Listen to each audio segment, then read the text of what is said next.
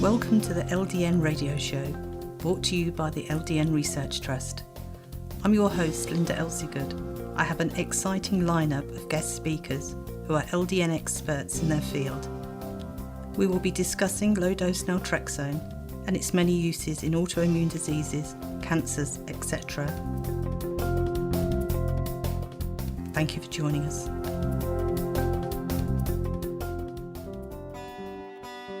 This show is sponsored by our members who made donations. We'd like to give them a very big thank you. We have to cover the monthly costs of the radio station's software, bandwidth, phone lines and phone calls to be able to continue with the radio show. And thank you for listening. I'd like to introduce my guest today, and who's Paula from the United Kingdom, who takes LDN for Inflammatory Degenerative Arthritis. Thank you for joining us today, Paula. Hi. So, can you tell us, when did you first notice there was something wrong with you? When did the flare-up happen? It started in 2002. I thought it would be a good idea to stop smoking using the NHS smoking cessation course offered at the hospital.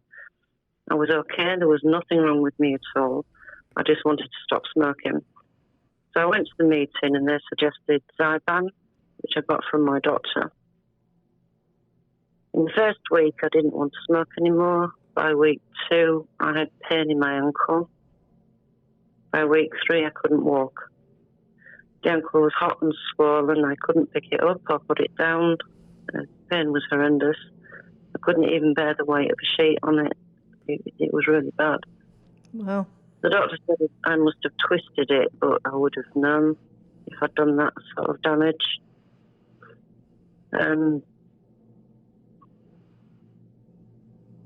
The doctor scoffed, of course, when I suggested that Zyban had caused it. I was supposed to take Zyban for 2 months. And I stopped at 1 month because I just knew that Zyban was responsible for the ankle pain.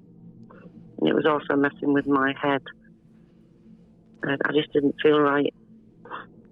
At the final meeting of the quit smoking course, I was asked a series of questions, one of which was, have you had any joint pain? I asked them why they were asking, and they just said standard questions.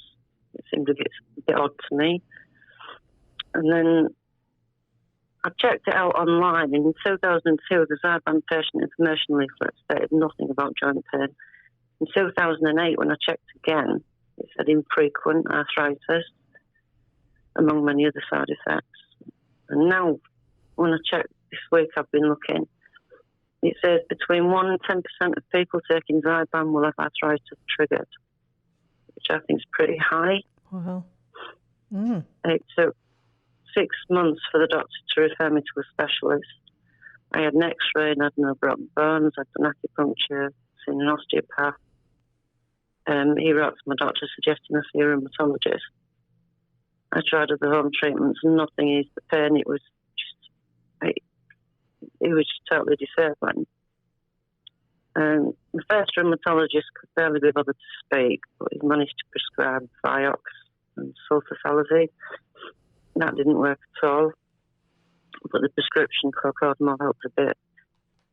In 2006, I saw a rheumatologist, and he was actually a really nice bloke, but he stuck with prescribing standard DMARDs. He gave me methotrexate and narcoxia because the Vioxx had been pulled at that point. Obviously, it had killed about 35,000 people. The neurorheumatologist diagnosis was monoarthritis to start with. Then I developed a rash that was never really investigated. So then he called it psoriatic arthritis. A few years later, I got rid of that rash with canesten, so that was just a fungal infection. So he changed the diagnosis back to monoarthritis. He might as well have said he had no idea. Within a few weeks of my weekly dose of methotrexate, I started sleeping all the time. I was sleeping at work. Several months later, my hair started falling out. I got boils. I had brain fog. I had 2 small kids, 2 teenagers, and a business to run, and I could barely think. and I was still in pain and flaring all the time. Twice a year I was given cortisone injections directly into the ankle joints. I didn't know then, but I know now that cortisone destroys cartilage in the joint, and it didn't really help anyway. I had a CT scan during this time, was injected with radioactive dye, was told to stay away from pregnant women and children.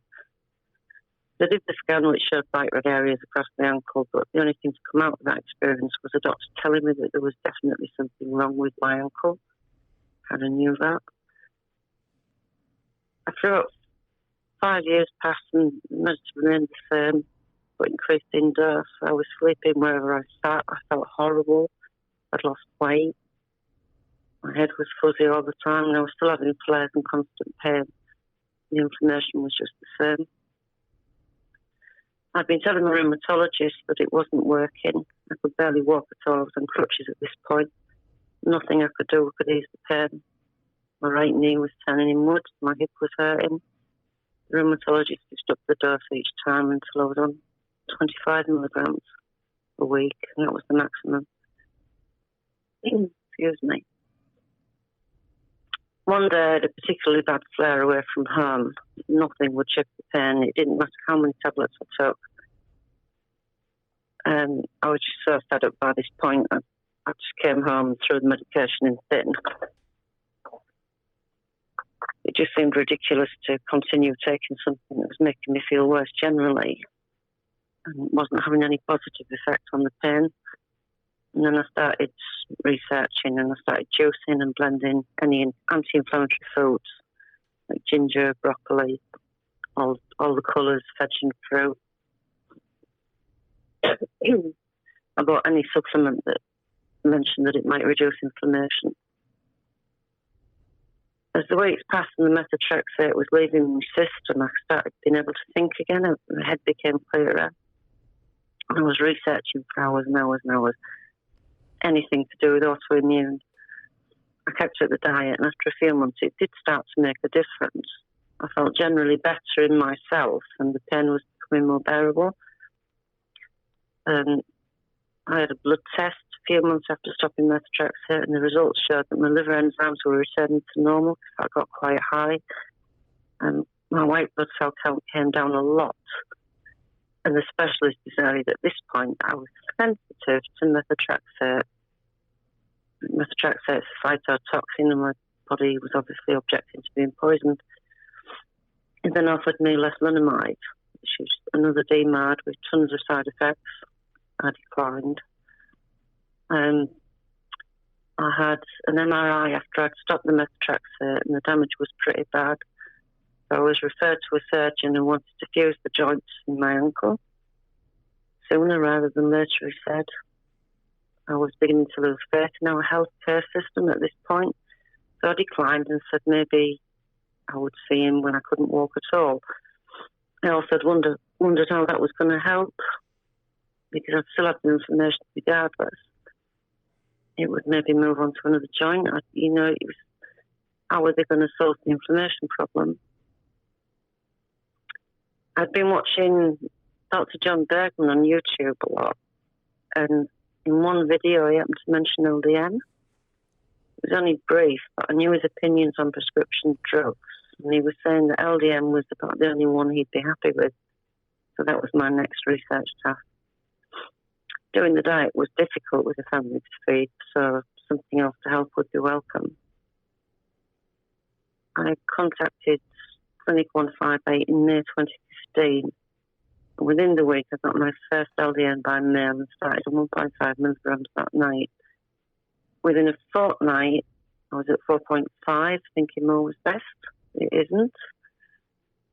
No side effects at all, but I did feel better in myself. I'd been pretty depressed with all the pain and all the things I couldn't do anymore. And I started to feel sort of better able to cope. I had 13 years that I'd been struggling on various drugs that were supposed to modify the disease, that were actually doing nothing but putting strain on my liver and fogging my brain.